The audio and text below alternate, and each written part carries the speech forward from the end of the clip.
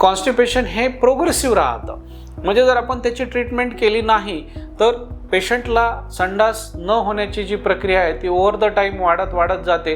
2-2, 3-3 दिवस पेशंट संडास करत नाही अशी परिस्थिती निर्माण होते आणि ती प्रोग्रेस होत जाते. पण हे रिव्हर्सिबल असतं, त्याला आपण पूर्णपणे प्रॉपर काळजी घेतली पाहिजे. आता साधारणतः कॉन्स्टिपेशनची लक्षणं काय असतात?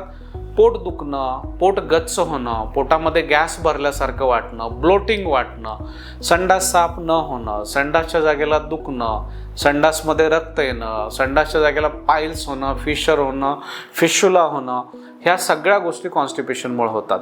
बऱ्याच वेळेला पेशंटला बोटानं संडास काढायला लागते, ते सुद्धा कॉन्स्टिपेशनचंच एक लक्षण आहे. अशा प्रकारची लक्षणं आपल्याला दिसतात. याच्यामध्ये आपण काय तपासण्या केल्या पाहिजेत? तर जसं मी सुरुवातीला सांगितलं की कॉन्स्टिपेशन हे प्रायमरी आणि सेकंडरी प्रकारचं असतं. तर आपल्याला नेमकं कॉन्स्टिपेशन कुठलं आहे आणि आपल्याला कॉन्स्टिपेशन का होतंय, हे आपली सवय झाली का त्याच्यासोबत एखादा आजार आहे किंवा एखादं मेडिकेशन आहे की जे आपल्याला कॉन्स्टिपेशन करतंय, हे डॉक्टरांना भेटून त्यांच्याकडनं ॲसेस करून घेतलं पाहिजे. तर त्याच्यासाठी आपल्याला कॉलोनोस्कोपी नावाची तपासणी करावी लागते. त्या तपासणीद्वारे आपण बघतो की मोठं आतडं व्यवस्थित आहे का, कारण मोठं आतडं हे आपली संडास हँडल करतं आणि त्याच्याप्रमाणे आपण डिसाईड करतो की हे कॉन्स्टिपेशन कुठल्या प्रकारचं आहे.